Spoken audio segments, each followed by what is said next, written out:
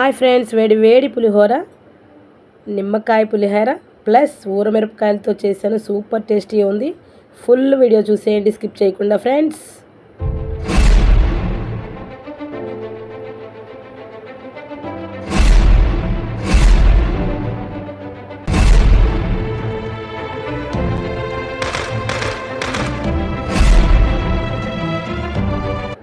ప్రాసెస్లోకి వెళ్ళిపోదామా.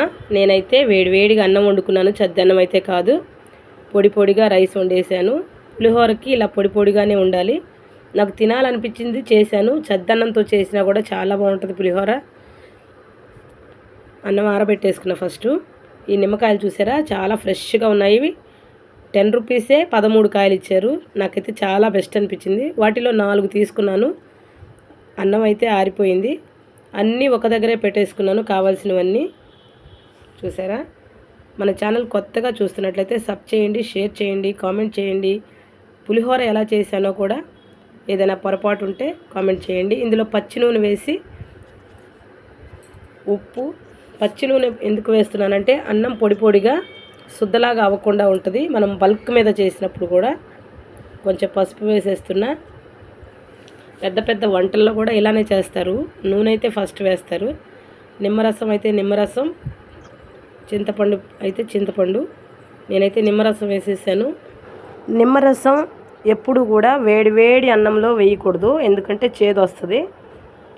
నేనైతే బాండి కలిపిన అన్నము ఒకే దగ్గర పెట్టేసుకున్నా. ఈ తిరగమాత వేసేస్తున్నా. తిరగమాత దినుసుల్లో మొత్తం ఆవాలు, మినపప్పు, పచ్చిపప్పు,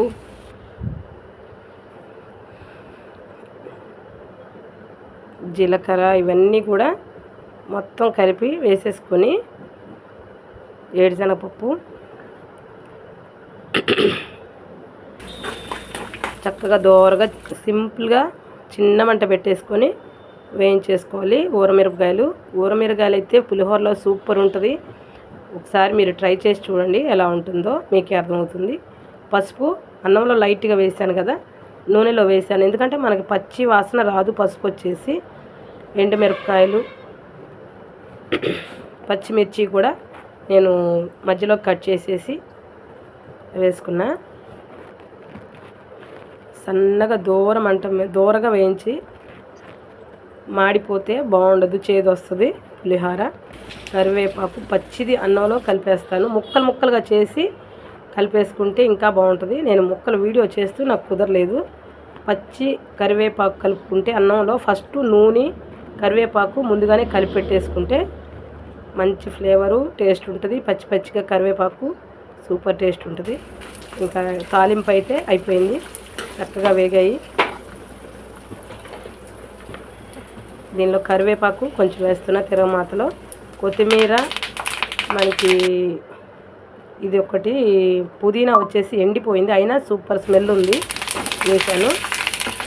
కొత్తిమీర లేదు, క్యారెట్ ఈ 2 మిస్ అయినాయి, ఎందుకంటే లేవు ఇంట్లో, ఉన్న దాంతోనే చేశాను.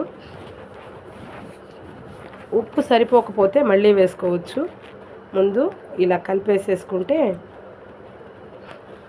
సూపర్ పులిహోర రెడీ అయిపోయింది. ఎలా అనిపించింది మీకైతే పులిహోర? మీరు కూడా ఇలానే చేస్తారా? చిన్న కామెంట్ చేయండి. ఓకేనా friends, please like, share and subscribe my channel.